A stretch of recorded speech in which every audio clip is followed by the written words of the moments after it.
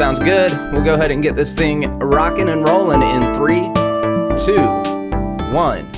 Hey, what's up, everybody? Welcome back. I'm Jeremy, and people are terrible. And joining me here, as always, partner in crime, Caleb Miles. So I have an MMA injury. Oh, look out. I threw out my back yesterday. I was laying on the couch watching UFC for like way too long, and my back popped. And apparently I'm just getting old enough to where that can fuck up my whole day. So we're classifying the fact that you were watching UFC as a UFC injury. That was an MMA related injury. Yeah, well, I'm sorry to hear that. How are you feeling today? Like shit. Oh, good. Like, you know where you hurt your back and you do that weird like breath thing where you move and it takes your breath away. You go like for a second. I've been doing that like half the day. Good. Well, maybe we can capture that on air.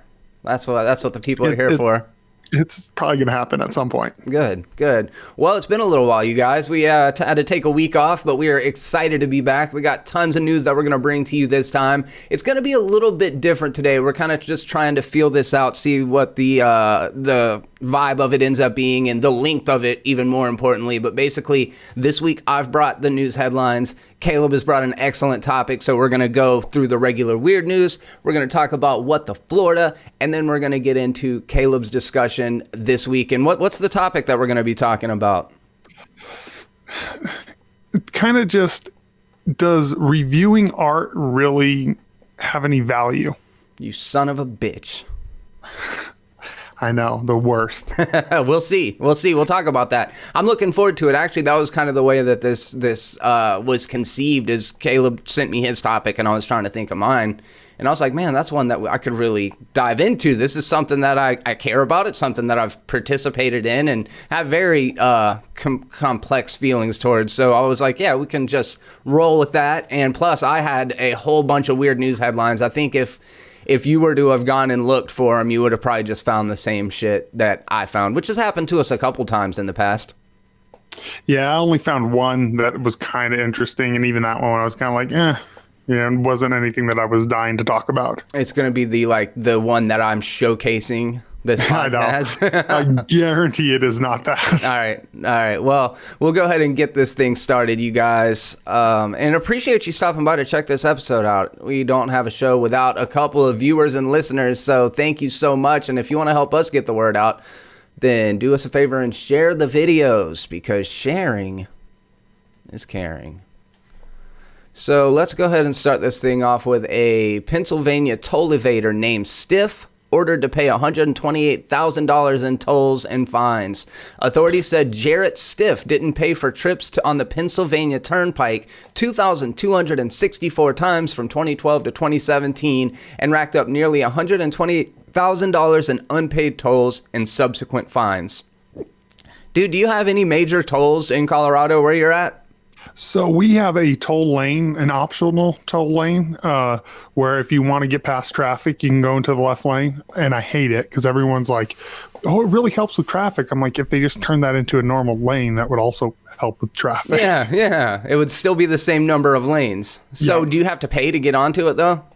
You put it'll take your license plate, and they'll send you a bill. Right. So that's the way things are here in Florida as well. For the longest time, it was literally physically pay tolls. Nowadays, there's a lot more cameras involved in actually billing you the tolls. But we don't have like Turnpike interstate tolls anywhere. I'm not even really familiar with that. I know it's like a East Coast, like way northeast coast thing that they do it a lot. And these fees are not minor. If I'm not mistaken, I looked into it a little bit. I'd have to just do some basic math, to be honest, but I think it's about $50 a trip.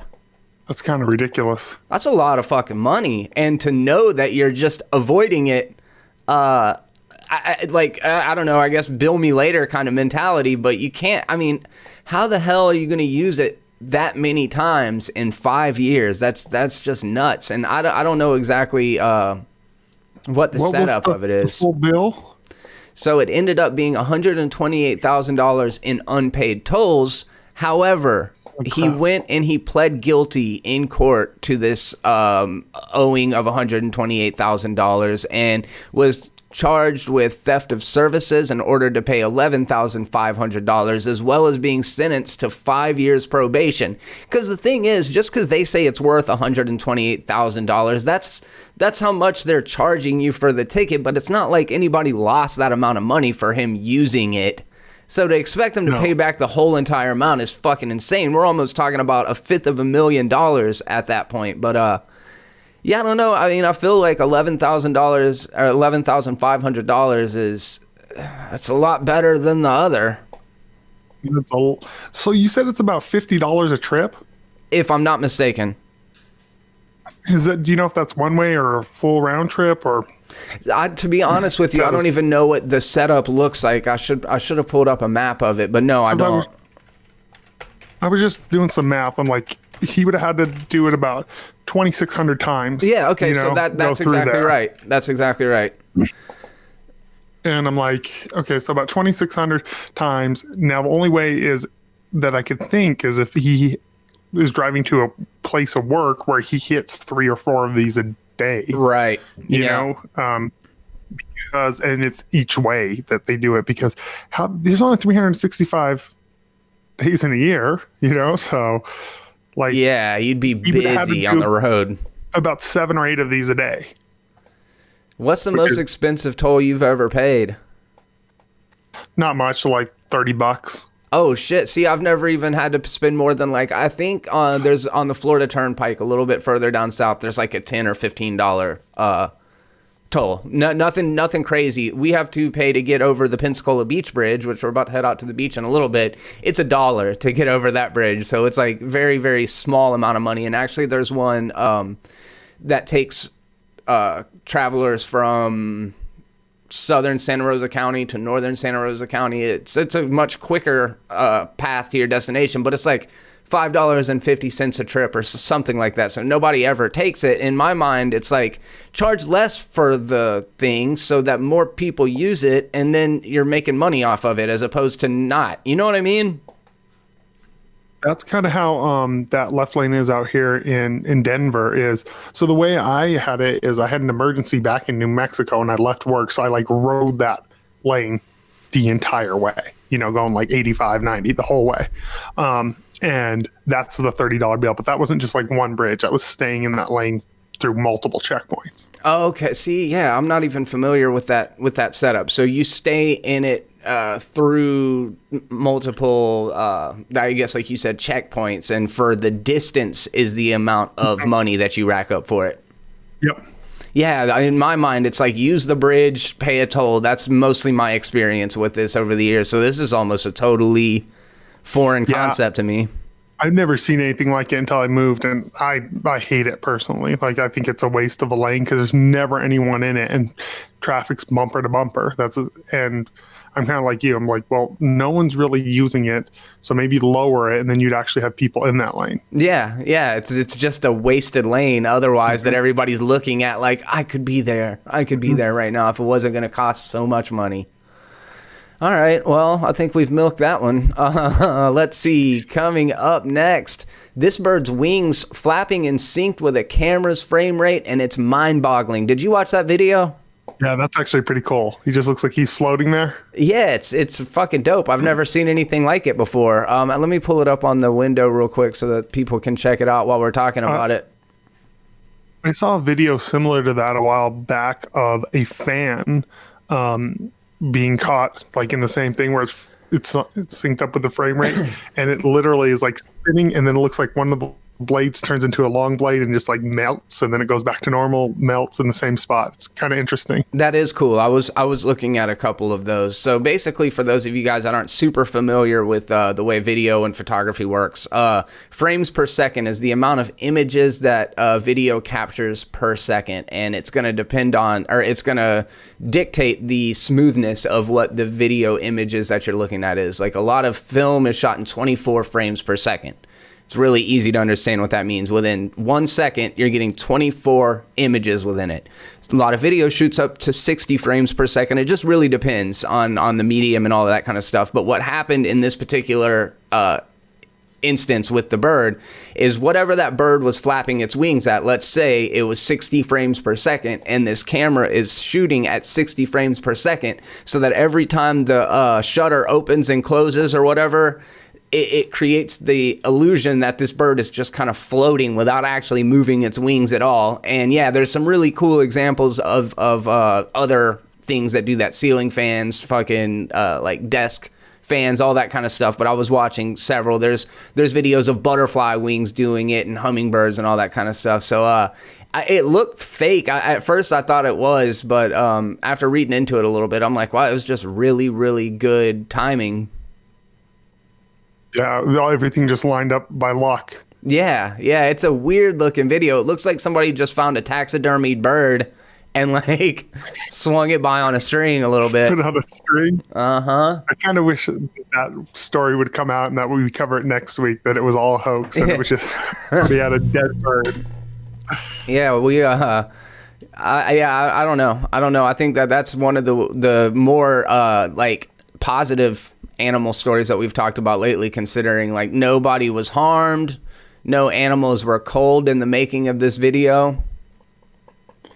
Unless it comes out that it was a taxidermied bird, then we'll have to redact that. So another animal story from San Francisco. A baby sea lion wandered onto a busy highway in South San Francisco on Tuesday, stopping vehicles and alarming motorists before officials whisked it away. You know what a sea lion looks like? Yes, I know what a sea lion looks like. It's just like similar to a goose. It's basically the same very animal. similar. It's pretty much an ostrich. That's what it looks like. They're cute, man. They're real cute. It's got like a little heart-shaped nose. It's like got little flippers. They're a lot cuter than adult sea lions. The babies are. Are they?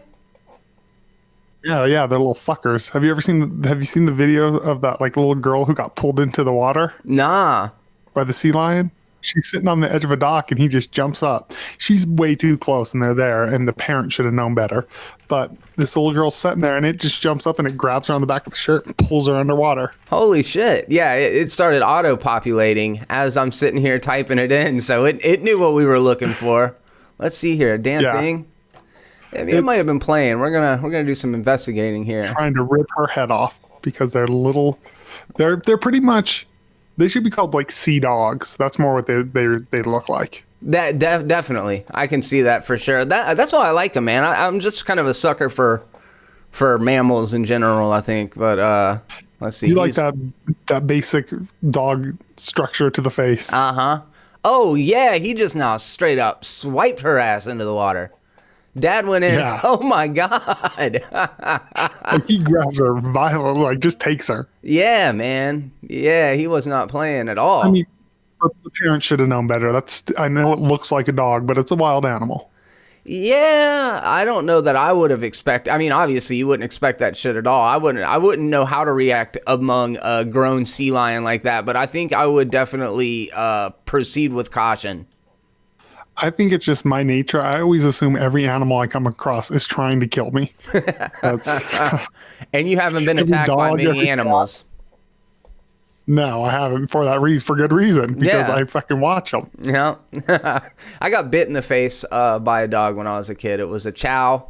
I might have told you this story before. It was a chow. It was very much a provoked attack. I remember distinctly, or at least telling the story so many times that I remember it this specific way, but I remember being like it was like a shed out in the backyard where my dad kept his like lawn tools and stuff, and I had like a bowl, or maybe it was the dog bowl, it was something, and I was packing mud into it and trying to feed this dog mud pies, and it just like nipped me on the face. I have a little tiny scar from it. It looks like a dimple kind of, but we ended up having to get rid of the dog, and I still feel like, man, that dog did the right thing.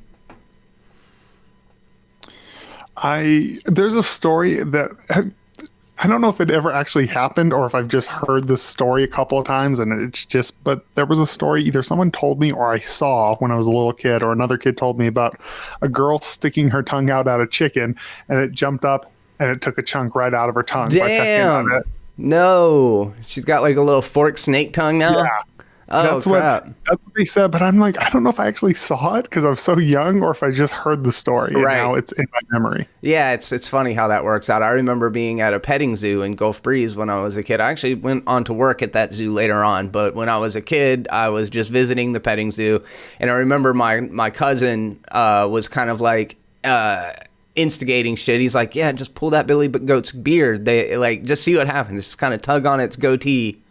And I was like, all right, cool. And I remember just like, I don't know if I did it hard. I don't remember if I did it hard, but I remember that thing like ramming me right at crotch level and carrying me like 5 feet back before I went down, just like getting nailed by this fucking billy goat. And again, I asked for it. The goat did the right thing. The goat did what it was supposed to do. And then you should have done what you were supposed to do and eat the goat. DDT that motherfucker, just And then it's boom. circle life. So yeah, there a bunch of people obviously stopped because typically you don't see baby sea lions trying to cross the interstate or the highway, and so people stopped. And one man in particular got out with a handkerchief and was like kind of trying to shoo it off the road with this handkerchief. But they don't really know. This was 8:30 a.m. And they don't really know where it came from, but the highway patrol succeeded in getting the animal into a patrol car where it was taken to the sea lion, taken to the Peninsula Humane Society to be transported to Marine Mammal Center in Sausalito, California. But they said it may have come from a nearby creek. I don't know these animals super well. I know obviously mammals don't have to be in water, but like you would think of an animal that really doesn't have hands and feet would stay pretty close to the water. Yeah, you don't think it's going to be over there. We've all seen sea lions walk. They're not the most graceful, fast-moving creatures on land. Oh, they're goofy looking. You know, we have a lot of stories about weird things ending up by freeways. Those babies ended up by the freeways. This sea lion. Yeah, shit just wanders to the road. Yeah, it's like, let's just go to the most dangerous place that we weird. can think of. All right. I would like to see video, though, of them putting it in the back of the cop car, because that just sounds amazing. Yeah. It says there's a video that they took, and you can see the sea lion in the back seat just like bobbing its head like sea lions do. It sounds cool to me. I've always liked going to like marine zoos type deal. There's one called the Gulfarium, not too terribly far from here. And the sea lion shows, I was always impressed. Like, they're pretty fucking smart, dude. At least trainable wise. Yeah, they really are. I mean, you can see them do some crazy stuff then, and actually walruses too. Yeah. Have you ever seen I've seen walrus do sit-ups. I've never seen that. That sounds cool though.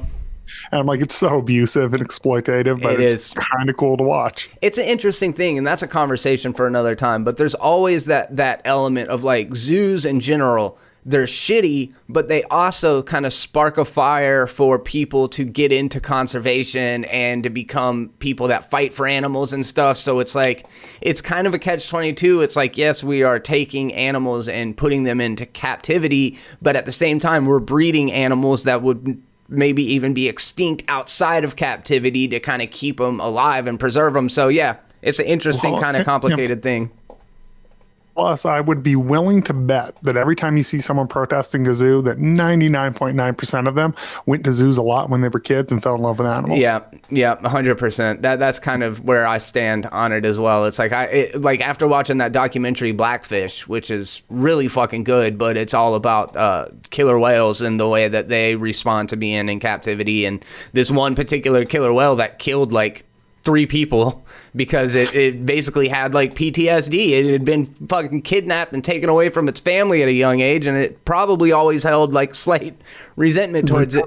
Yeah. But then like listening to the SeaWorld employees talk about how much they love these animals, but then how getting funding and having people like up top that weren't in the park get to make the money decisions. And anyways, yeah, it's a fascinating thing. But sea lions are a lot cuter than walruses. Walruses are scary as fuck. They're ugly and terrifying. Huge. When you first said blackfish, I thought you were going to talk about, you've heard about blackfishing, right? Have you heard about this? No. Blackfishing, just search blackfishing. It's white girls on Instagram pretending to be black, but like tanning and wearing textured wigs and stuff. It's the weirdest thing I've ever seen. Oh, wow. Yeah, I'm looking at it right now. Definitely reminds me of that Cash Me Outside girl. I can never remember what her name is. Lil Baby, I think is what it is. Bad Barbie. Yeah, Bad Baby. Bad Baby. We split the difference. Yeah. But yes, 100% she does that shit. Huh. Yeah, that is blackface. Yeah. There's one girl that like she looks like a very, very attractive mixed girl. And then you see pictures of her before and you're like, and she's like, I'm just naturally dark. You're like, you're not naturally that dark. There's just no way. I think I saw something about this on Phil DeFranco it's weird. A couple of months back. Oh, I got a good one right here. Picture of this girl. Like you can see her hairline underneath the braids between her face and her actual hairline and how white the skin is. Here's my thing is just be yourself. There are very pretty white girls. There are very pretty black girls. There's very pretty Asian. There's very pretty of everything. Just be yourself. It's weird to me. Yeah, it is. It's, damn. Are white Brazilian women blackfishing? I guess the world will never know. All right. Get me the fuck out of here. What is happening?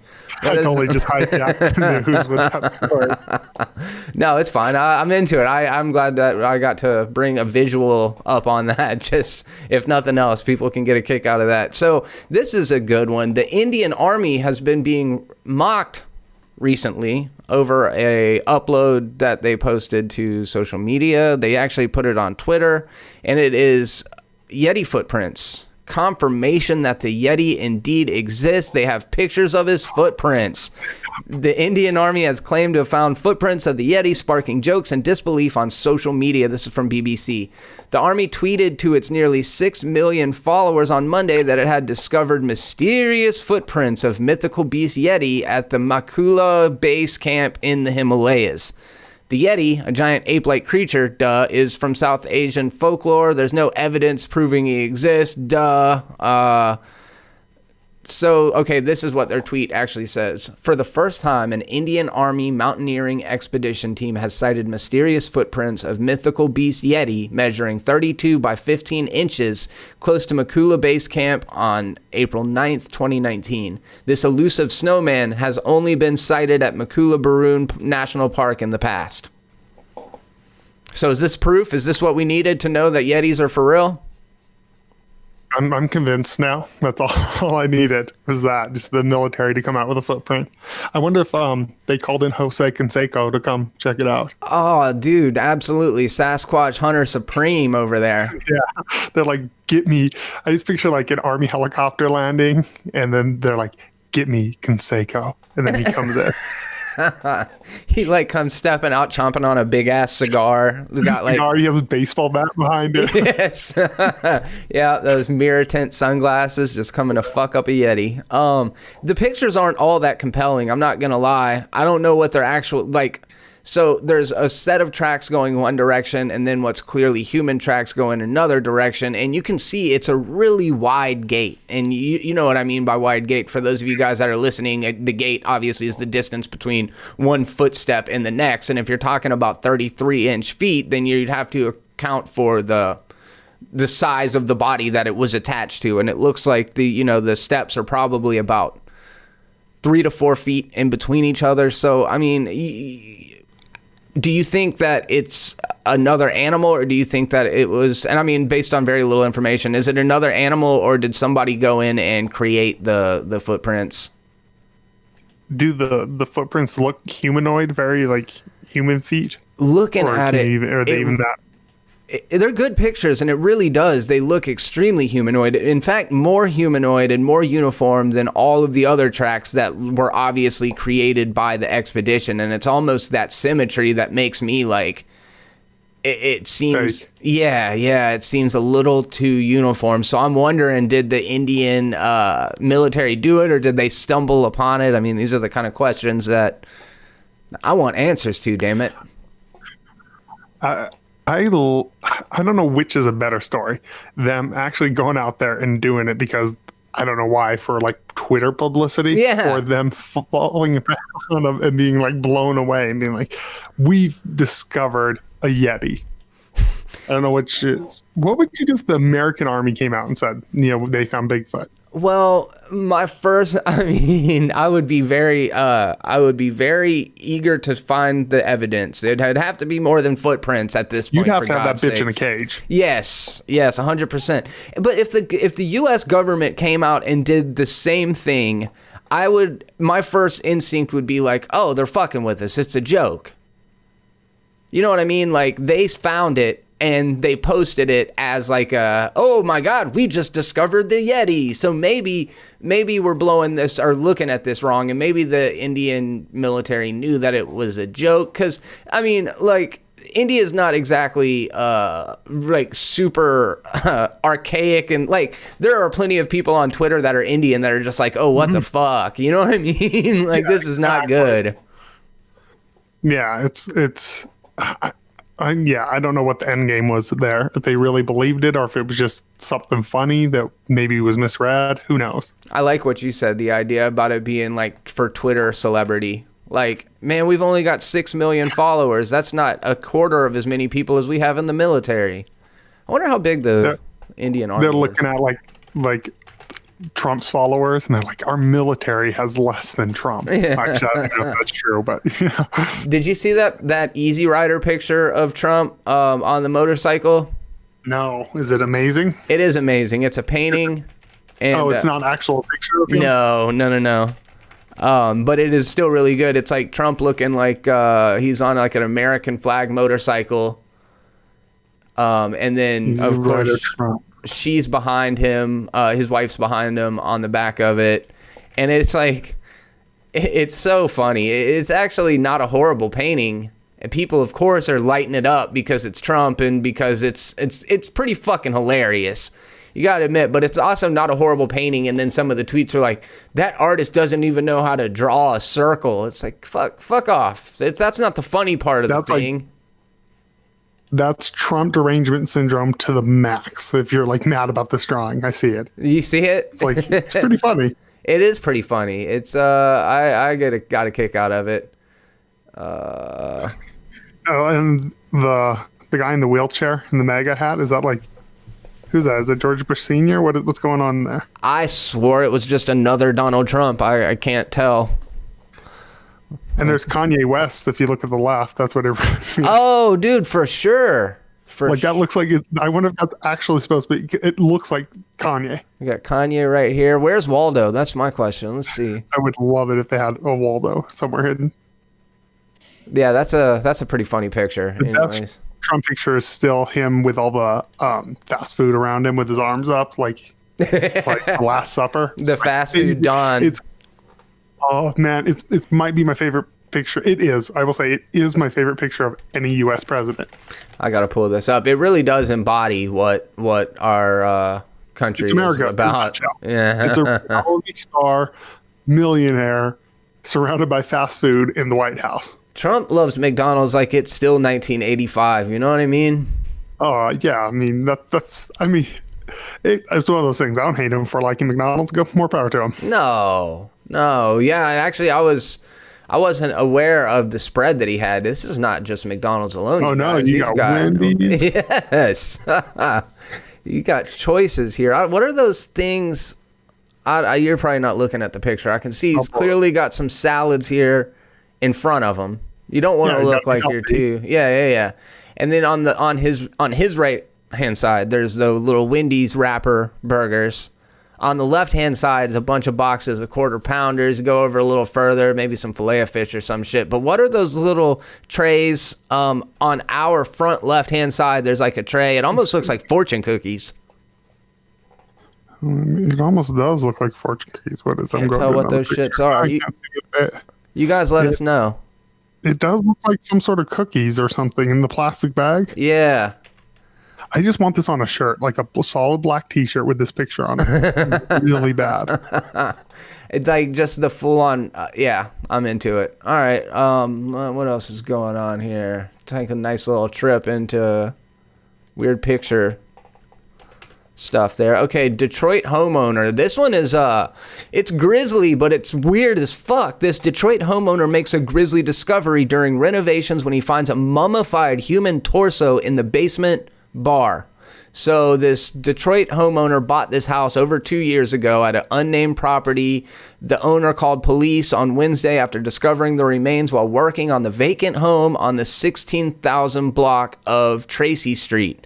The decomposed torso was missing. Obviously, this is what a torso is. It's missing a head, both arms, and both legs. Investigators are unsure about the corpse's gender, identity, cause of death, any of that kind of stuff, and the coroner's office is investigating the incident.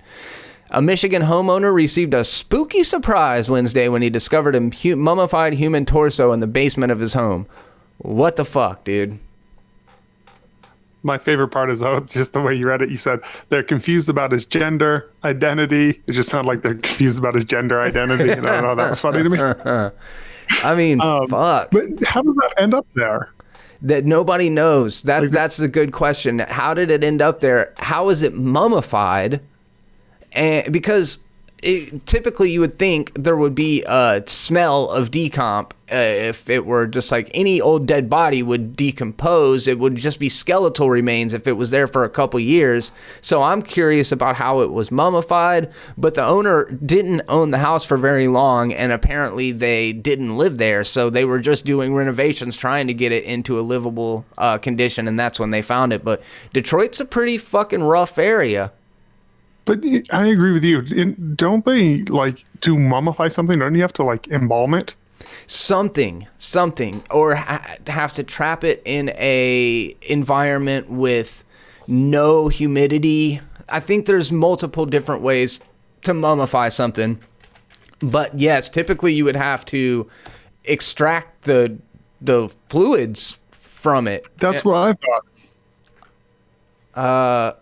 Okay, a mummy, obviously we know what a mummy is, but let's see if we can figure out how to mummification. Process in which the skin, flesh, and corpse can be preserved either naturally or intentionally. It can occur naturally as a result of cold, acid, or dryness. So that would be the three ways that you could... So what if the basement of this house was just so dry... That's fucking weird still, man. What a weird thing. So, this popped up when I searched how to mummify a cat. So here's how you actually mummify a cat in case you ever want to do this. Maybe this will help them in Australia. Insert a hook through a hole in the nose, pull out the brain, make a cut on the left side of the body, remove all internal organs, let the internal organs dry, place lungs, intestines, stomach, inside jars, place the heart back in the body, rinse inside the body with wine and spices, cover the corpse with salt for 70 days. After 40 days, stuff the body with linen and sand. After 70 days, wrap the body, place in a box. So, I knew part of that from Tales from the Dark Side. There was a 1990s movie version based on the old television series. And one of them, Christian Slater and Steve Buscemi, are like university guys that discover a mummy, and they're talking about that. Anyways, there's a big scene at the beginning where they're talking about it, and of course, by the end of the little short, the mummy performs a mummification on one of them by pulling the brain out through the nose. Pretty gnarly shit. But so I don't know. I mean, we have no idea how this body ended up there. We have no idea who it was, why it happened, but that would be a pretty scary sight to show up at a house and to find, I mean, that shit would be pretty startling. Oh, hell yeah. If like you're renovating your house, you just find a mummified, it's worse than finding like a skull. Yeah. Like to actually find a mummified body. Yeah, I think you're right. I think, and like, we don't know the cause of death, but obviously it was not natural causes, you know? Like, obviously some foul shit happened there at some point in time. Yeah, I would love to, if they found out the backstory, to hear what it is. Yeah, we will keep you guys posted on that. Yeah, that's so the arms and the head and the legs are somewhere. Wonder if somebody still has them as some sort of totem or some shit. So the arms and legs weren't there? It was just the torso? Yeah. Oh, that's even weirder. Yeah, somebody. So either they're gonna find the heads. Yeah, it does. It does. Yeah, I do want to see if anything else comes out about that one. But that's a interesting thing. In Detroit, you know, that's where like It Follows takes place. Don't Breathe takes place. There's a lot of horror movies lately set in Detroit, so I think that just kind of adds to the creepy atmosphere of kind of my already overall impression of that place. It just reminds me of a post-apocalyptic, like just a bunch of houses that nobody lives in, and all this horrible seedy shit happened there. Yeah, that's probably, I don't know. Yeah, the people I've known who grew up in Detroit and everything, it's not the best place. I don't know shit about it. If any of you guys are from Detroit, have any experiences in Detroit, tell me about it. I'm actually really curious to know, because yeah, it feels like one of those ghost towns. Actually, they're trying to bring industry back to it, so maybe there's good things in store for the future with the car manufacturers and stuff like that. But I know that it was when all of those factories shut down originally that everybody just left, and then it just left it as like where you go into the urban areas of Detroit and there's like a tumbleweed fucking going down the road. Looks like I Am Legend or some shit. Yeah, I heard they have gentrified downtown and it's really nice now, but that if you get outside of it, it's still not nice. I can imagine. So, this last news story before we get into the What the Florida headlines is the Pooperintendant. The New Jersey Pooperintendant who defecated on another high school's field sues police over mugshot release. You remember we've talked about this guy before. No, we talked about this guy. I don't remember this at all. I've casually brought it up a couple times, but never had the details in front of me. Okay, so a former New Jersey superintendent who pleaded guilty to defecating on another high school's track and field last May sued the police department for releasing his mugshot, claiming the agency's action smeared his reputation and altered his life forever. Good choice of words, smeared, and the Pooperintendant says they smeared him. Very good. So his name is Thomas Tramaglini, resigned, obviously, in July, filed the lawsuit saying they violated his constitutional rights when they released his mugshot, which I don't know if that's true or not, but at the time... I think that is. I thought if you were arrested, that mugshot was able to be published. Maybe it differs from state to state, but at the time, the Holmdel police announced on Facebook that he faced lewdness, littering, and defecating in public charges after human feces were found on the Holmdel's high school's track and field football team, quote, on a daily basis. The former superintendent was unmasked as the mystery pooper when surveillance video captured him relieving himself on the track. So this dude, a superintendent, I guess had like a sports rivalry with another team in the area, and on multiple occasions went over to their track and shat on it. That's just, I don't know, like, grown ass man. Come on. It's fucking weird and ridiculous. And especially in that position. Like, I mean, if it were just any general Florida man, it would make sense that they would be doing shitting on the track and field. But like, when you're in a position that's probably earning you close to probably easily six figures. Probably, yeah. It seems like, why the fuck would you be so petty? But people are terrible, man. I don't know what else to say about it.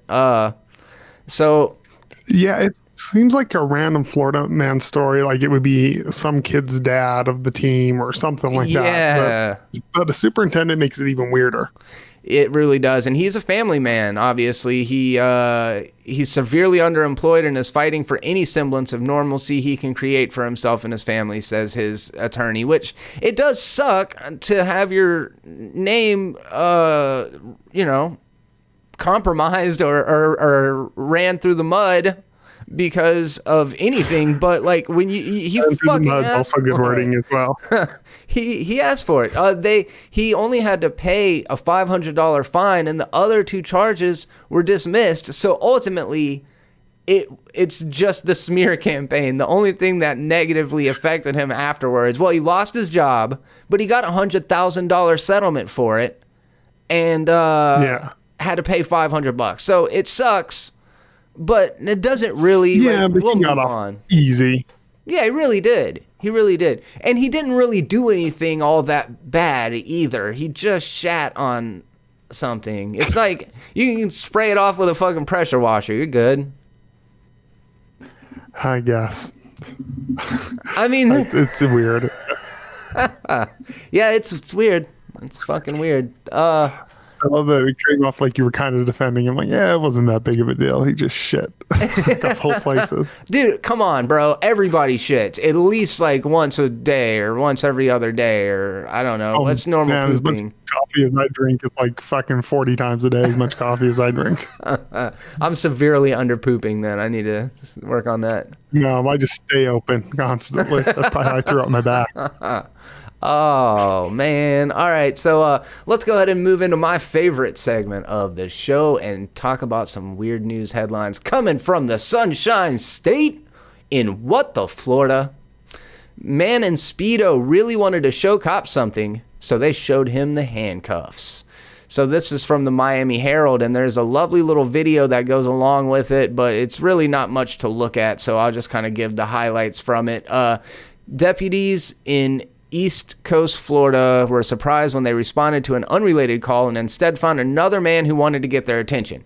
He did. He was wearing a blue Speedo and a button-down freaking Hawaiian shirt, smoking pot, and was most hospitable.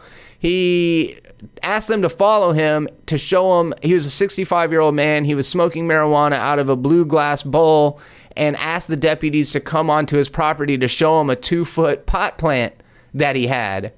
The plant tested positive for marijuana. Well, no shit. In the video, he can be seen shooting the breeze with the officers as he strolls about in his bathing suit. He's a vet, and he seems very happy about showing the cops his stash. He says, "You gotta smoke a bowl with me, please," he says at one point in the videos, and the cops decline. When they ask him if if he has a marijuana card, he says, "Yes, I have a card. I'm working on it." The deputies went to work too and arrested the guy. He was held for a $1,500 bond. He was cooperative throughout, so only Just in let the Florida. guy go and let him smoke weed. It's crazy. Like we're to that place now where people just don't know if it's okay or not. Yeah, I agree. Like, just this guy's not harming anybody. No, You it know, sounds really he's a nice. Weirdo.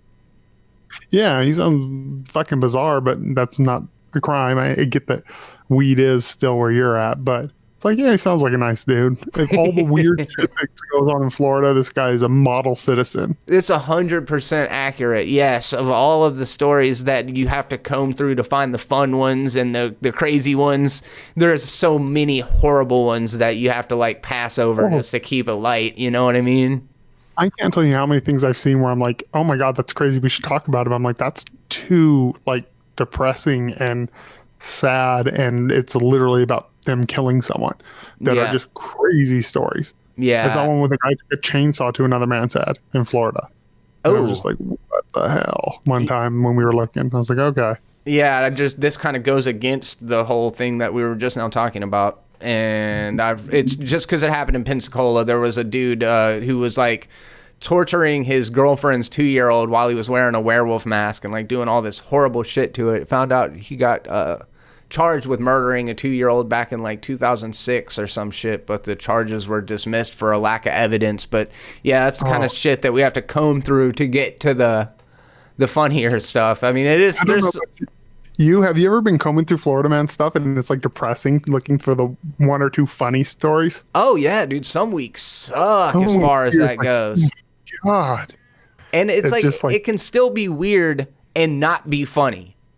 Oh, like the werewolf mask thing. Perfect example. That's a weird thing, but that's not funny. Like it's a kid. Right. Yep. Yeah. And that is kind of, it's like you got to weigh it out. Like, oh, this is funny. I saw one where a school resource officer shot his gun off in the cafeteria. That's a pretty funny headline, but then it opens up the whole like gun debate. And this is stuff we would have talked about early on in the podcast. We would dive headfirst into just like all sorts of serious shit. But now, like, I think both of us are kind of, it's like, it's hard to transition back and forth between just kind of being dismissive and laughing at shit to like all of a sudden jumping into this really, really heavy stuff and then to transition back. It's like, it would fuck up the vibe a little bit sometimes. Yeah, but I think we'll get into it because as long as I'm on the show, we're going to get into some uncomfortable conversations because half the shit I like to talk about normally. Yeah, oh yeah, absolutely. And when we get to the topics, it's normally it's gives us the opportunity to kind of get a little bit wider into it. So this isn't a Florida man, but it happened in Florida, and it actually ties in pretty nicely to what I've been doing over at Movies Are Terrible lately. But a Texas man is recovering after a shark bite in Boca Grande Pass.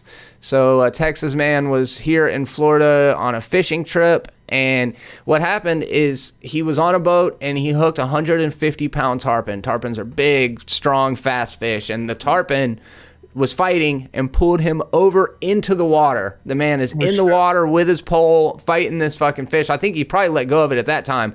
But the moment he hit the water, he got hit by something. Turns out, and the article says the 8 to 10 foot bull shark. There's no fucking way it was that big. But a big ass bull shark just started going to town on his leg. And he was luckily pulled out at the last minute, and he's recovering nicely. He's got some serious cuts and abrasions and bites and shit on his thigh. But dude, isn't that the scariest thing?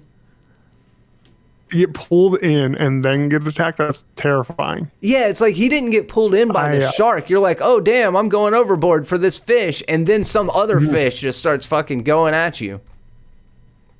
Yeah, it'd be scary enough just to be pulled in by the fish without the shark coming along. Yeah, that it's like. Go ahead. So that reminds me thing after we talked about sharks that day, and it's kind of terrifying to see a great white shark up that close trying to eat your face. Oh man, yeah. Yeah, it's something that I get so anxious about, and it's like sharks are never going to get portrayed in a positive light. It's the sensational headlines like this that get your attention. That particular shark attack is one of probably 20 that will happen this year throughout the entire country or some shit. So it's like it doesn't really happen all that much, but it just happens enough to make you fucking think about it. You get those headlines a lot more than like shark bakes brownies for homeless people. Yeah, so, yeah, it's 100%. 100%. So this is intense. Florida man says sexual adventure led to shootout with deputies. I don't guess you had a chance to. Have you heard anything about this in national news? I don't know how that's a big leap from sexual to shootout. So in Orange County, a man who allegedly live streamed a shootout between himself and Florida deputies after having earlier dragged his girlfriend from a car by her hair asked the judge to drop all charges, saying the fracas was all part of a sexual adventure between he and his wife. 23-year-old guy, he and his wife are adult entertainers with, dig this, 70,000 followers on Instagram. I'm an artist, not a criminal. In our role-playing adventures, we have traveled, purchased specific items, added other members, and have acted the parts in our videos. So, I mean, they should drop the charges, right? Oh, naturally, it's just all acting. Do they give their Instagram handle? I kind of want to look at it. No, they don't. And I do too. Let's see. How do I find that out?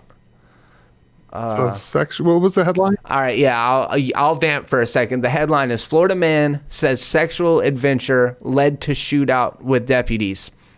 It shows his mugshot. Okay, LaForest Gray is his name. So, yeah, I don't know. Gray? Yep.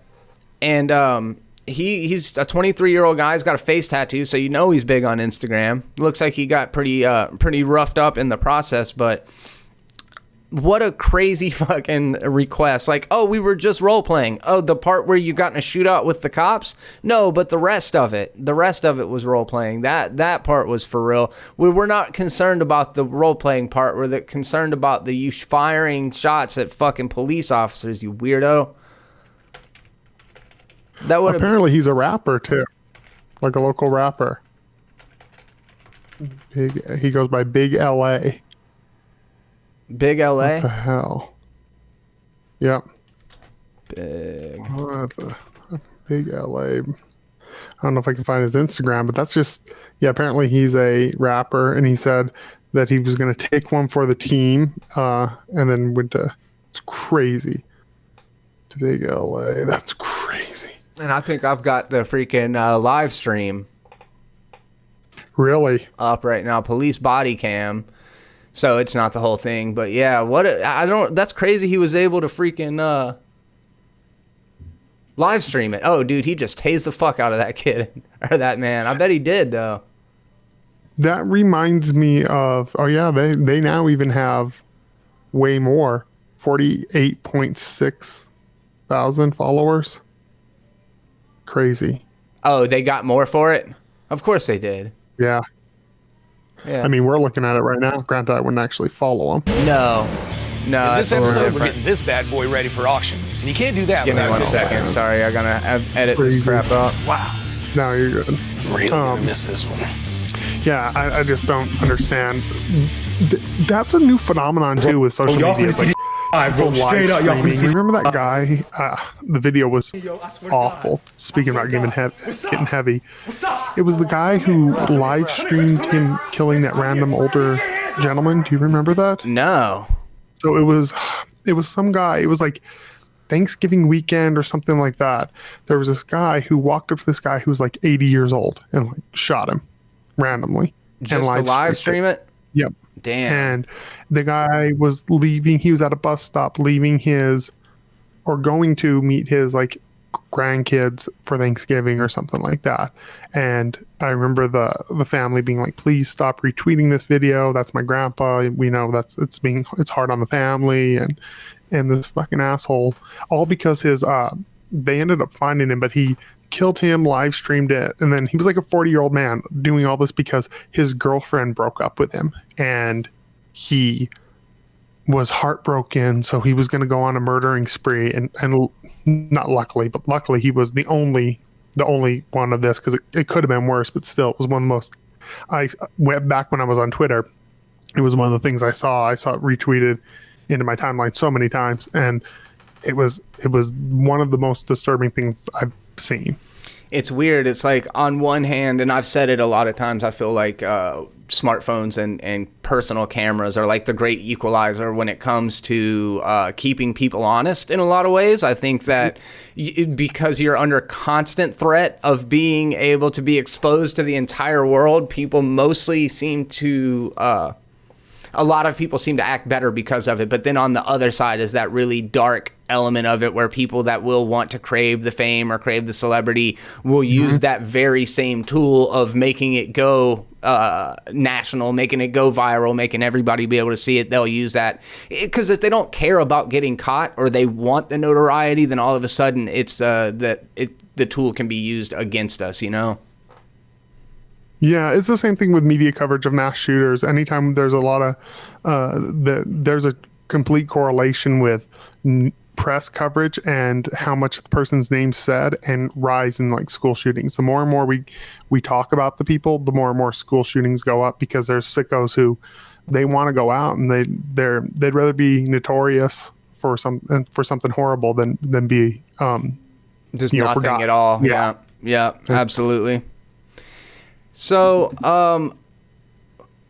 wait, what were we? Oh, that got dark, didn't that? So, yeah, it's fucking crazy. I don't know. I say, that guy is probably going to continue to get more followers as a result of it, because killing people is bad. Shooting at cops, though, is not always considered like that'll get you credibility among a lot of people. Yeah. Well, hopefully he goes to prison and has a different type of sexual adventure. Yeah, I'm sure that's on the horizon. You don't understand. I have 70,000 Instagram followers. You can't. I live stream my thing. They're like, yeah, whatever. Spread them cheeks. So, all right. This is the last one in the weird news of Florida topics, and then we'll go ahead and move into our conversation. So, drunk Florida man kicked out of library told cops that he was Jason Bourne. I mean, it's the perfect alias, right? That's pretty amazing. I don't know. So he was drunk and in a library. He was drunk. Yeah. What a way to spend your fucking day. He was probably a homeless guy. Let's see. I don't know. Let me pull What's the weirdest place you've been drunk at?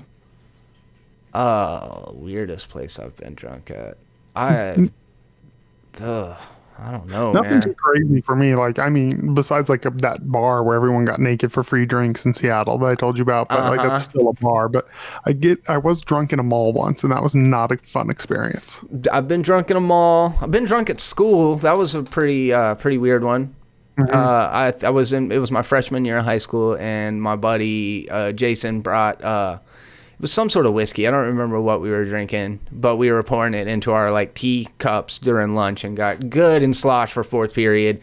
That's probably still not the weirdest place I've been drunk. We used to like roam around Walmarts because they were open in the middle of the night, you know. So like, I've been drunk in some Walmarts before. Just classic Florida man. I was to say, that is the most Florida man thing you've ever said. We used to go to Walmart and get a little sloshed because they were open. they were there. Sucks for them.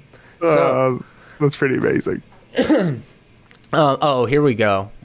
Nailed it, Fox News. A drunk Florida man wasn't, quote, born with the identity he allegedly gave police.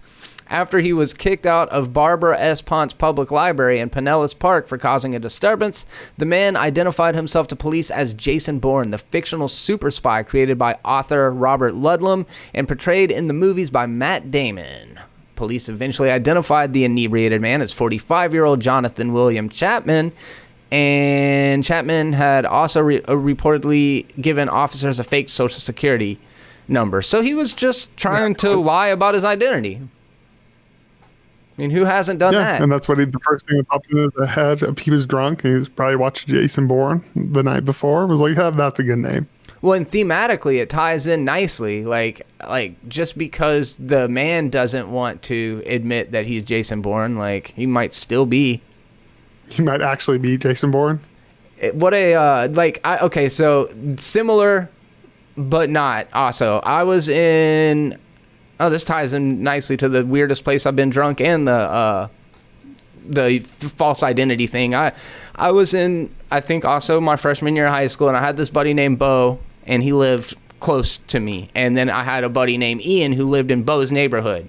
And me and Ian were like really, really tight. Ian was a couple years older than us, though. And one morning, me and Bo decided to skip school. So we were over at Bo's house, and we were drinking a handle of Jim Beam, getting just shitty, and we decided we wanted to smoke, so we hit up Ian, and Ian comes over and had rolled up a couple of joints, and we're sitting on Bo's back porch, hammered off brown liquor, and like first thing in the morning, smoking blunts, and Bo's mom comes home and just blindsides us, dude. We had no fucking idea. She opens up the sliding glass door, and we're just there, caught with our pants down, like, oh shit, just froze up like a deer in headlights.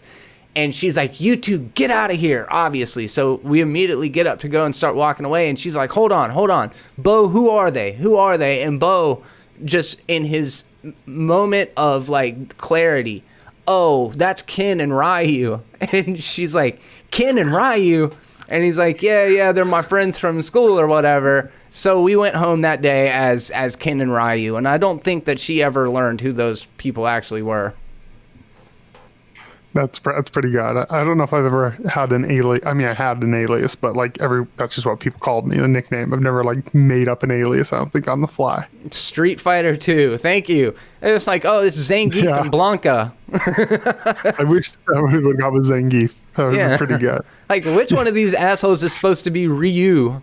And I was gonna say, in fairness, you definitely look closer to a Zangief than you would a Ryu. It's reasonable. Yeah, that's very fair.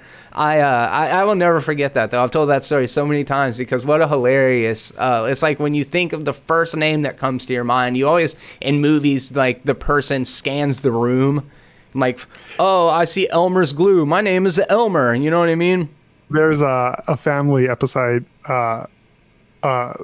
skit where like, they're like, what's your name? And he sees like a P or something. I think goes P, and then somebody tears a thing, and he goes tear, and then a griffin just flies. Here, Griffin. Yeah, I saw that one. That's some good shit. That man, it's like old school Family Guy. Did you? You don't watch SNL, but Adam Sandler hosted over the weekend, and he performed that Chris Farley song. Have you heard that? No. It's pretty good, man. It's pretty good. It was touching. It's just him singing like an Adam Sandler song about when him and Chris Farley were on SNL together. But That's actually really cool. yeah. Victoria told me it was trending on Twitter, and I was like, oh, maybe we can talk about that. But it's not a huge conversation. But it was just like neat to listen to him kind of share these stories from like somebody that as a kid, dude, Chris Farley and David Spade and Adam Sandler and Tim Meadows, that was it for me in SNL. That was like the golden age. Well, one of the golden ages of SNL. I don't think that was probably the final real strong SNL era. Yeah. I feel like Will Ferrell was like one of the last great SNL people. I do like Michael Che, and I like Colin Jost pretty good now, but SNL is very, very patchy. I have no idea who any of these are. You don't know? Oh, okay, they're the Weekend Update guys. Oh, okay. But all comedy has turned into political satire. Like, you might as well be watching The Daily Show, Late Night, Jimmy Kimmel Live. Like, all of them do that same kind of political jokes now on the news. It's all the same shit. It really is. Yeah, it really is. I guess that probably might say more about where we're just at as a society than it does about that. I mean, obviously, if it didn't work, everybody wouldn't do it, you know? Well, I mean, the ratings are dropping on SNL, so it's not working great. Yeah. I guess there's just so many options for it now, but I like SNL, man. I'm one of the last viewers of SNL, but I've always said... You are. Like, I don't really know anyone who watches anymore but you, and I think my uncles both watch it. Yeah, it's... I don't watch it every week, to be honest, but if it's a guest I'm even the least bit curious about, because like most people would say I hate Adam Sandler. I actually don't. I actually really love Adam Sandler. I just haven't liked anything that he's done in a long, long time. But Billy Madison and Happy Gilmore are two of the funniest fucking movies of all time. Yeah, I fall on the other side. I like his newer stuff better than his older stuff. What? Like what? Yeah. I'm talking like, I mean, granted, I don't really like much Adam Sandler anyway, but like a Big Daddy pops into my head. It's a good one. The stuff that's a little less goofy and a little more serious when he kind of went that route was better. And then when he tried to go back to goofy again, it's really bad. That's where, like the Ridiculous Six or whatever. I guess his most recent stuff I actually don't like because it reminds me of his early stuff. I can see that. He's too old to do that now. I thought he was really good in Funny People, man. Judd Apatow used him really well in that movie, I thought. Did you see that? Yeah, that's a very good one. Yeah, I felt like that was and he was good in Punch Drunk Love. That's like the era I like of him. Yeah. All right, well, this kind of transitions and segues nicely into what we're going to talk about. Who gives a shit about your stinking opinion, Caleb? I know, exactly. So the reason I thought of this, I've been playing that Days Gone video game like crazy, and it's not getting great reviews. It's sitting 6s, 7s, maybe some 5s. What is it? I've never heard of it. So Days Gone is pretty much free. It's pretty much The Last of Us meets Red Dead. Like, it's a free roaming zombie game with some impressive amount of zombies on screen at once, and you ride around on a motorcycle. It's pretty much like Daryl from The Walking Dead, the video game. Like, all right. That's pretty much what it is, free roaming. And it's getting all these horrible reviews, and the thing is, I kind of agree with them. I don't think it's personally like an amazing game, but it's the most fun I've had playing a video game in a long, long time. Like, I can't, like, while I'm at work, I think about coming home and playing it. And I saw a lot of comments on a couple of reviews where like, oh, I was so excited about this game, and I'm not picking it up because it's getting like 5s and 7s. And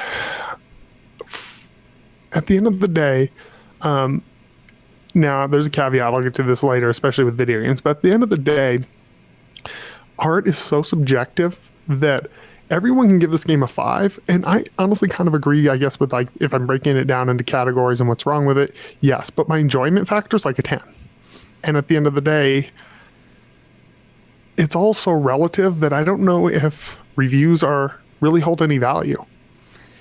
Yeah, it's a really good point that you bring up. First of all, that art is something that it has to be experienced, whether we're talking about music, whether we're talking about literally paintings or video games, movies specifically to me. But it's like you can, on one hand, look at a Michelangelo sculpture and look at the way that he was able to mold these marble figures and the way that he's able to accurately depict what you would see in real life and say, on a technical level, that is very accomplished. But then you look at something like a Jackson Pollock painting, and Also, even yeah, right. Very good point. And they're beloved by critics. Art historians love them and see the value in them. But you can't hold it to that same scale of, is it technically well done? Is it an accurate recreation? And I find that that's just specifically in that medium of art, that's one way to look at it. When you look at something or listen to music, music is so abstract that how do you define music? When you look at music theory, and I say somebody like Dave Matthews Band compared to Nirvana. Dave Matthews Band are musicians. They're like the jazz musicians of mainstream music. Kurt Cobain didn't know how to tune a fucking guitar. If he did, he was too stoned to be able to do it half the time. People really revere Nirvana. And so there's this, in art, it doesn't have to be technically well done to be beloved.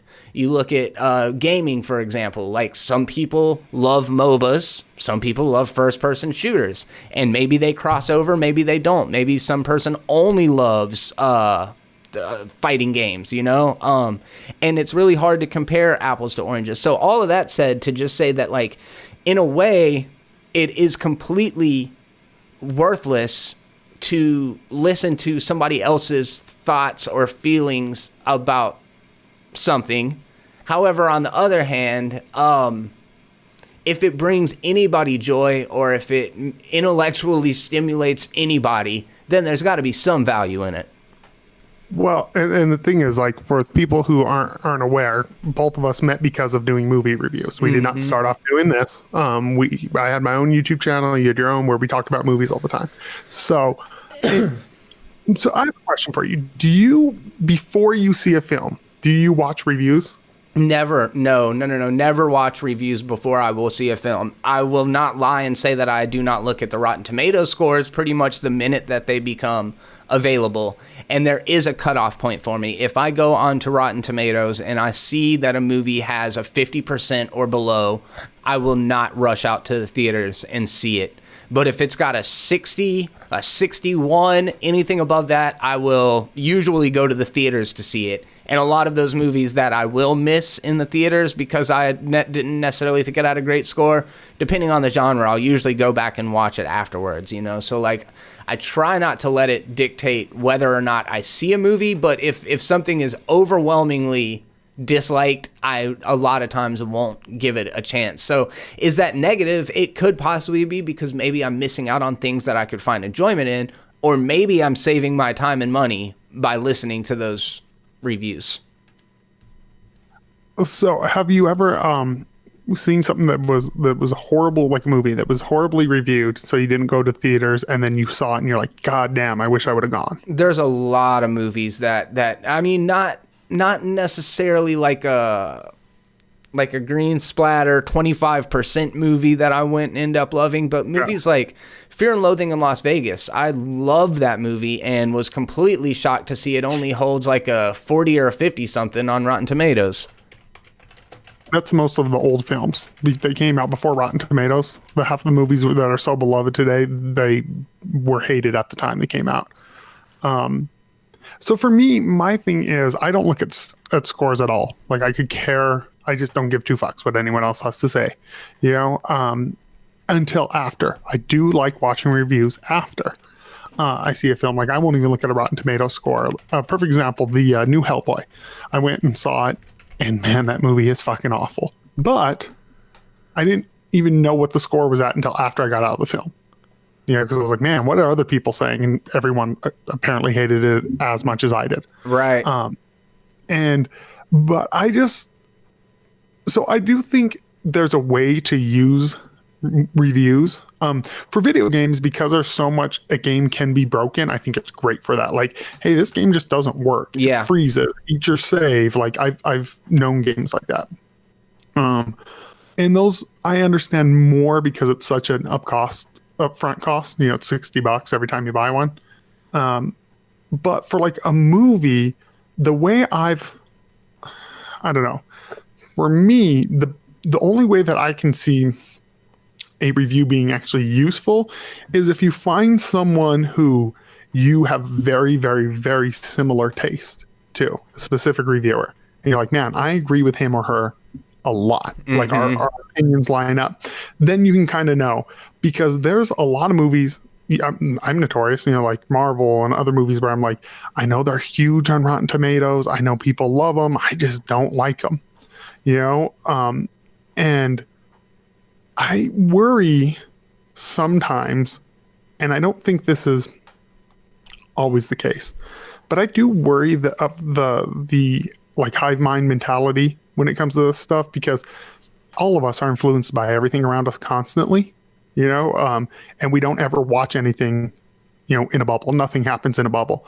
So sometimes I do worry about criticism not letting the art breathe and find its audience, if that makes any sense. It does, 100%. And you when you say everybody's influenced by everything, it's 100% true. And especially, and it's funny because we're all like micro influencers in a way, but yet even the influencers are just being influenced by each other and by popular trends. So if you want to maintain credibility, you've almost got to fall in line sometimes.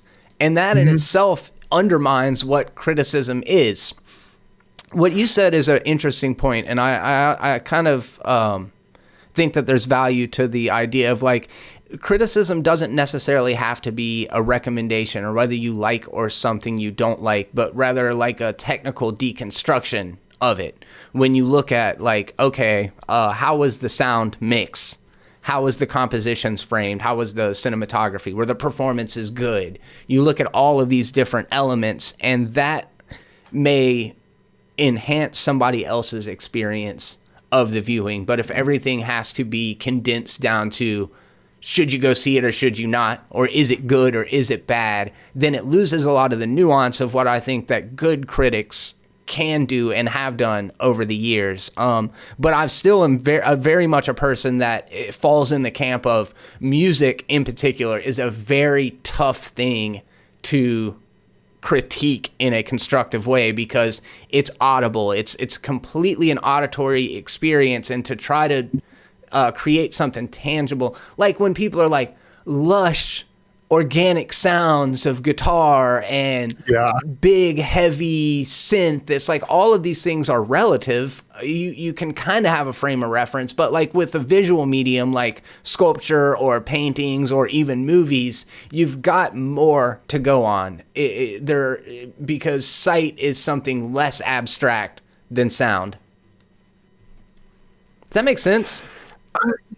It does, but I think for me, film is just as hard to critique in that sense. And I feel like film criticism has really changed in the era of the internet. I feel like, and maybe this is just me romanticizing a bygone era, but I feel like criticism when it was more just printed word and when it was more a little bit more in a bubble, and it was, you would see a lot more disagreement, even on like Roger and Ebert themselves on their show. They would always disagree. Yep. And I feel with the rise of people like us, amateur critics, and now amateur critics are even being accepted into Rotten Tomatoes.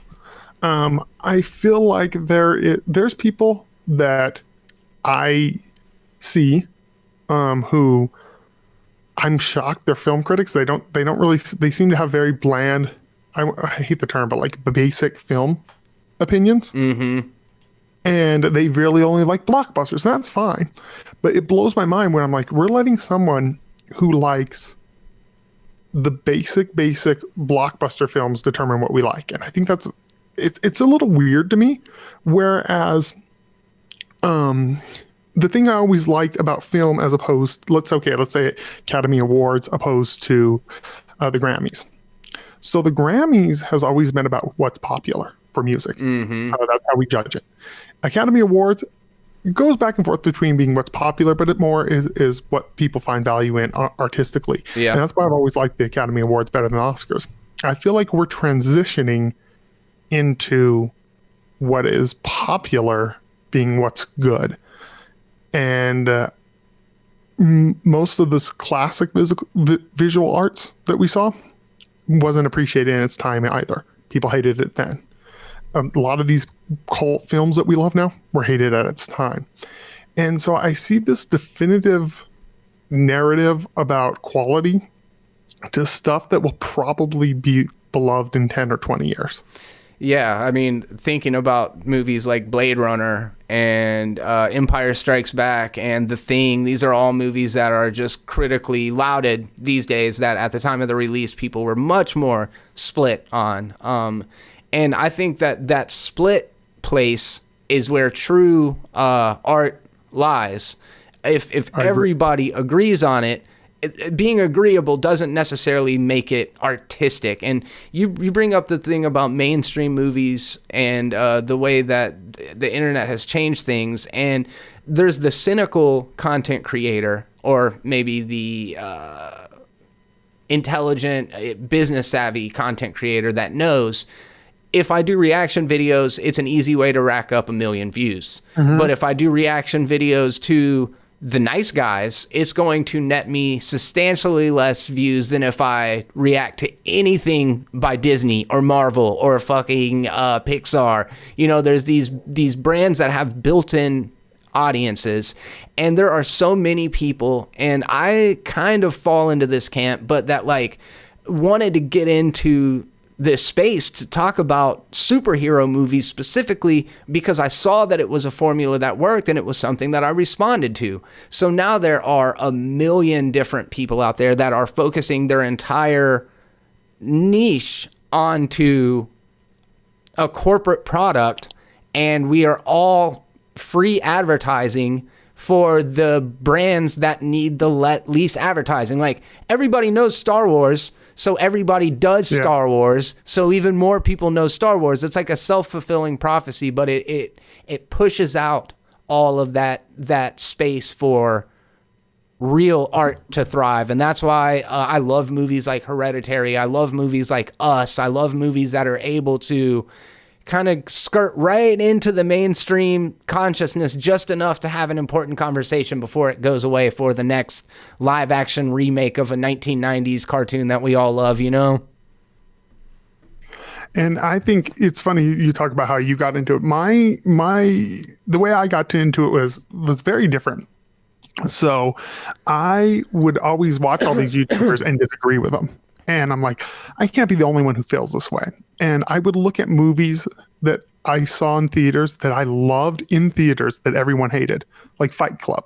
When it came out, this is way pre-internet being big.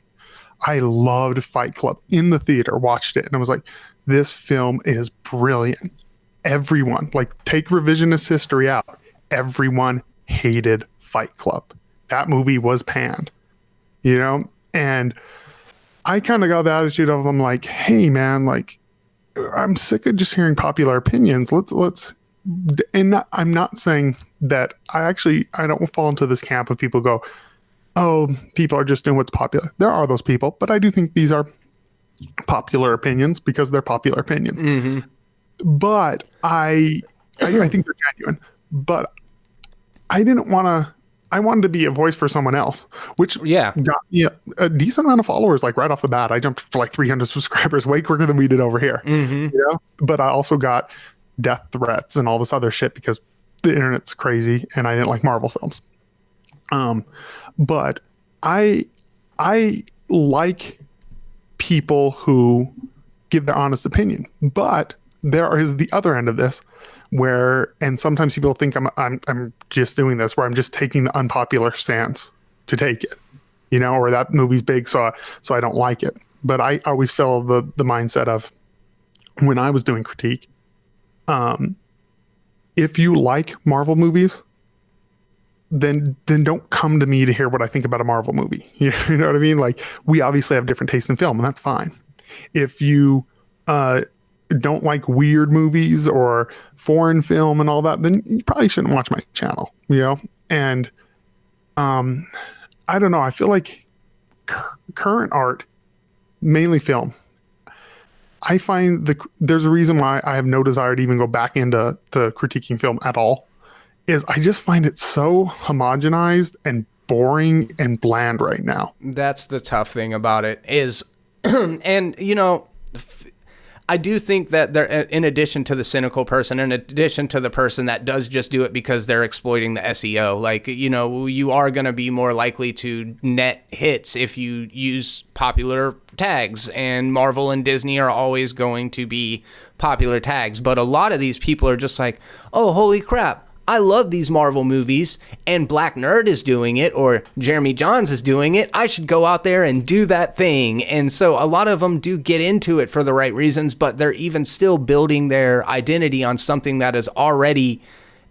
an influencer influenced them to come in and do what they're doing. But I agree with you. It has become homogenized. There's this really funny video that I saw the other day. I can't remember what the guy's name is. I'll post a link to it down in the description. But he's basically just deconstructing the film YouTuber. And one of his things is, like, anytime you're reviewing a Wolverine movie, you have to go and get 3 butter knives and stick them between your fingers for the thumbnail, because it's guaranteed to be like the most professional. And then he cuts to, like, I think 12 or 16 different thumbnails of the most popular YouTubers, all doing the exact same pose with the exact same thumbnails. And you've got to either name your YouTube channel by your Christian name, or you go the other way and talk about how much you hate bad movies. And it's like, oh, okay, so I'm clearly that guy. The movies are terrible guy, or the yourmoviesucks.org, or the Angry Joe show. You know, it's like there's a couple formulas.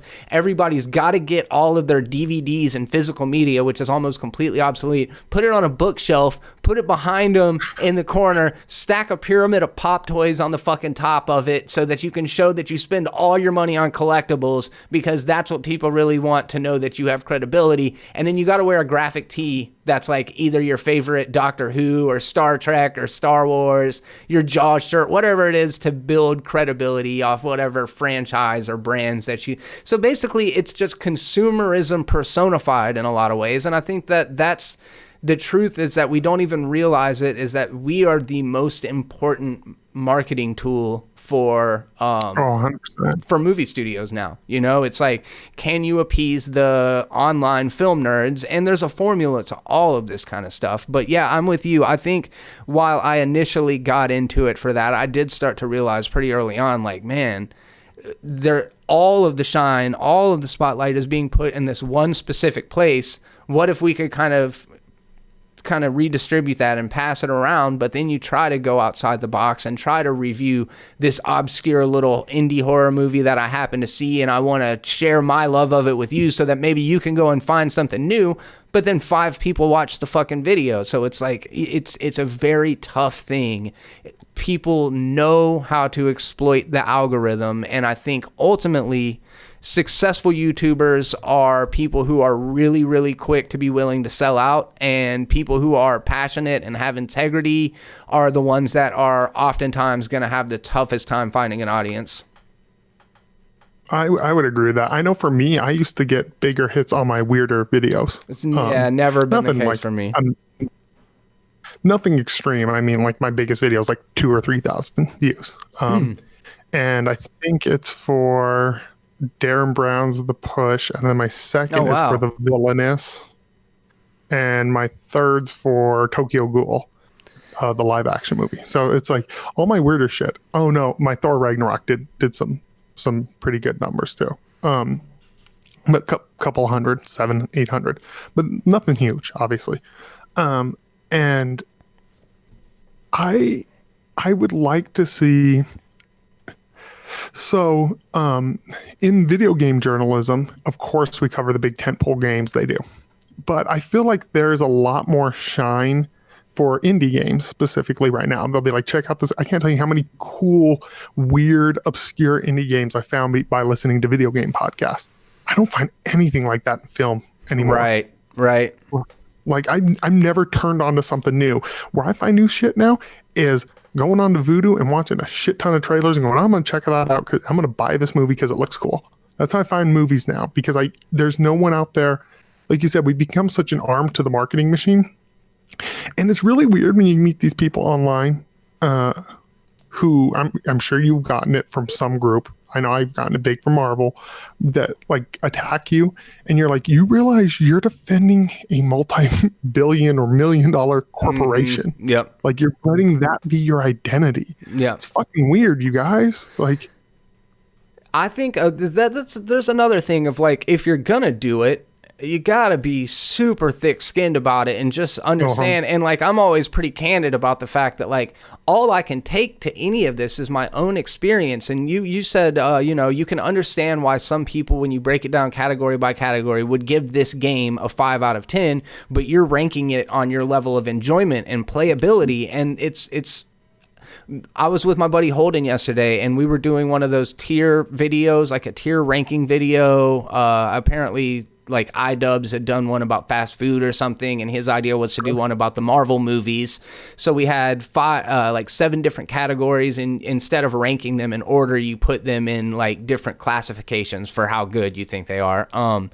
And I remember being like, Thor Ragnarok is, to me, the one that I've rewatched more than almost any Marvel movie. There's not too many people that are going to say Thor Ragnarok is the best Marvel movie. That's not the consensus. Tends to be Winter Soldier is the best Marvel movie, and that's not per me. That's just almost like the internet has come to agree that Winter Soldier is the best Marvel movie. And Guardians, I see, is being up there too. Always the first Guardians. Yeah, absolutely. And then obviously there's a case to be made about the first Iron Man. But I was like, I put Ragnarok way up there in that top ranking. And I'm not saying it's not the most thematically significant. It's not the one that ties together so many of these different characters or any of that kind of stuff.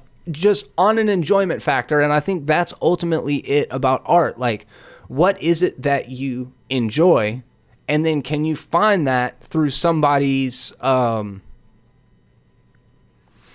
is the technical accomplishment the thing that brings you joy? And if like somebody like Jeremy Jahns, I think is a much more emotional film critic than somebody like Chris Stuckman, who I think is a much more analytical, cerebral film critic. And I'm not saying one's better than the other, but it's like, are you going in there about a feeling, or are you going in there and trying to think about it? And I think those are two different approaches.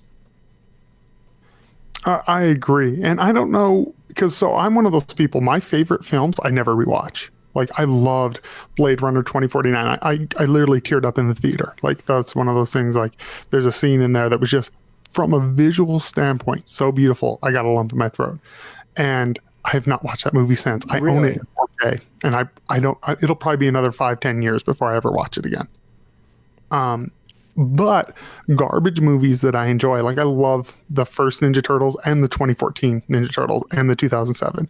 The 2007 one's the only one that's actually any good. The other two are pretty shitty, but I love them. And I've seen each one of those movies numerous times. Yeah. And does that mean it has more value? Maybe. Would I ever in a million years put any of the Ninja Turtle movies above Blade Runner? No. But if you told me right now I had to watch one of them, I'd absolutely pick one of the Ninja Turtle movies.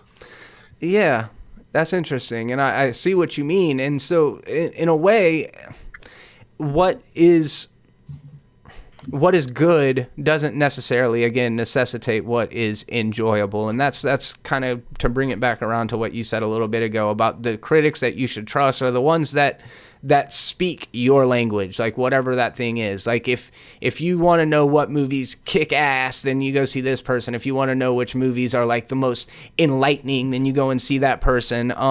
As far as like genres and brands and studios and things like that, I kind of identify myself as a horror fan more than any other genre. Like, that said, I can appreciate a movie in any genre. I would say for me, I would probably be sci-fi, and then, but I'm the same way. Like when I first thing, if people say, "What's your favorite genre?" Instantly, sci-fi pops into my head. Yeah. And then after that, I don't know. Like after that, if it would be horror or if it would be like sci-fi is so far ahead of everything for me, but I can Sci-fi appreciate is the superior genre for sure. Now that you say that, sci-fi is the superior genre to horror. There's way more bad horror movies than there are well, I guess that's true of any genre. There's way more bad ones than there are good ones of it, but I feel like the bar for horror is so low, and then every once in a while there's these ones that are just like transcendental of the genre, where science fiction has the ability always to be just thematically so rich, and plus the world building, the visual elements of it. Like sci-fi is a great genre, but like seldom do filmmakers, and it happens, but seldom do filmmakers have their breakout film be a science fiction film, because science fiction is typically the most ambitious of genres. Where I think horror movies, like, all you really need is a camera, and you can go out and make a Paranormal Activity or a Blair Witch Project, something that's very inventive and intelligent in the almost gimmick behind it, or in the the whatever little trickery that you use to use it. And that's a thing also. Like, some people, they really want a good story. Do you care about story? Yes, actually, I would say, because I think that's where recent film that you and me disagreed on was Us. I think Us had a lot that I liked about it. The story was severely lacking for me.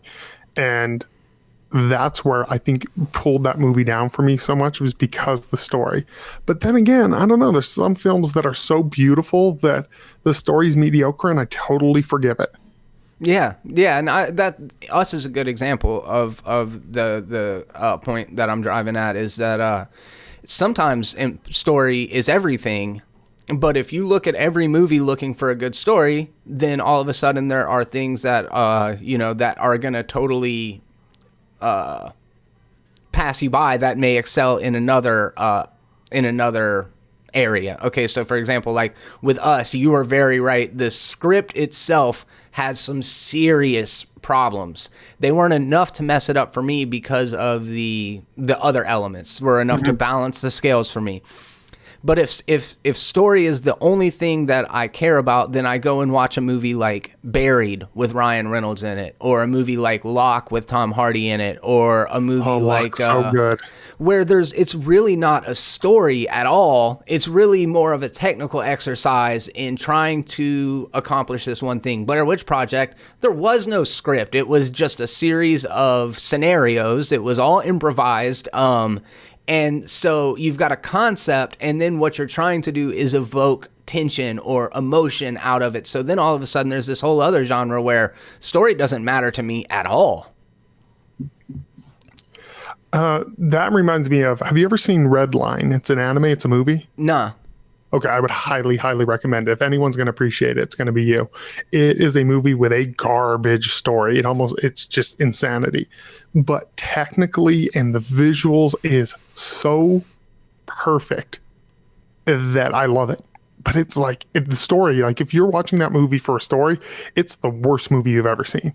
But if you take an appreciation, the pacing and the art style and some of the shots, it's brilliant. And so for me, there has to be one thing that I really grasp onto that will make me overlook other things.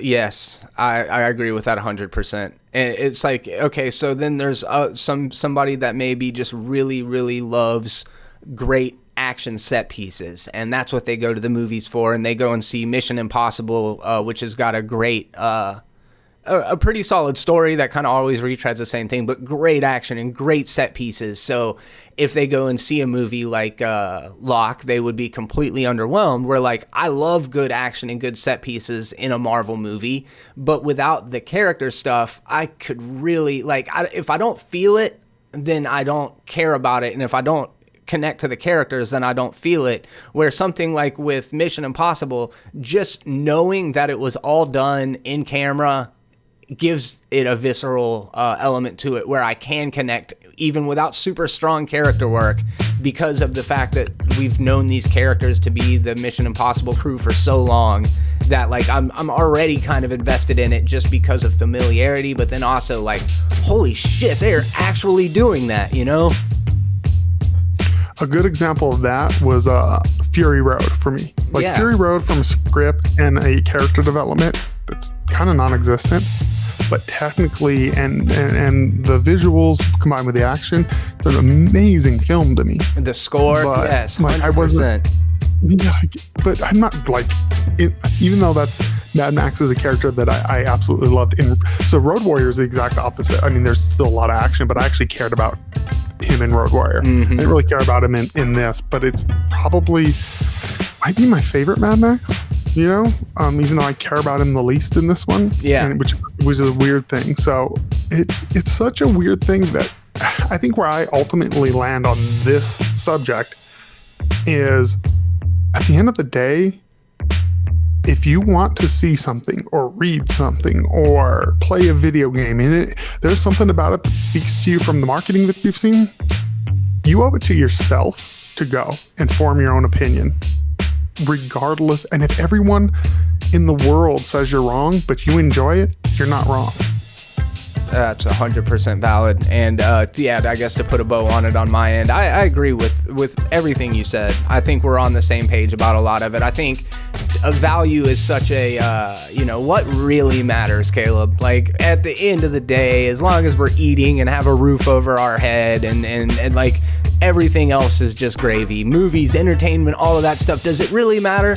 I guess that depends on what you think. Do you think it matters? Then it matters. And what you said is right. You can't be wrong about what you love. Like, there's no way to be wrong about what it is that you care about, that you're passionate about, that you connect to. So whether it's a movie that everybody else says is dumb, or whether it's a critic that you just love everything they say and you're, that's something that you're a fan of, then whatever it is, it's totally cool. And now we do have an outlet to share that love with everybody. I'd ask that you take your love of whatever it is and just share it with people. Be honest about it. Don't try to be beholden to the status quo or whatever other people tell you should like. Be unapologetic in your love for what you love, because that's what this whole space needs. And when Caleb talks about homogenization, let there be different voices. Be the one person that stands up for that movie that everybody else sucks, because that's what we need. There's a million other reviews where the person's singing the exact same praise about the exact same thing. So keep it fresh, keep it honest, and most importantly, keep it terrible.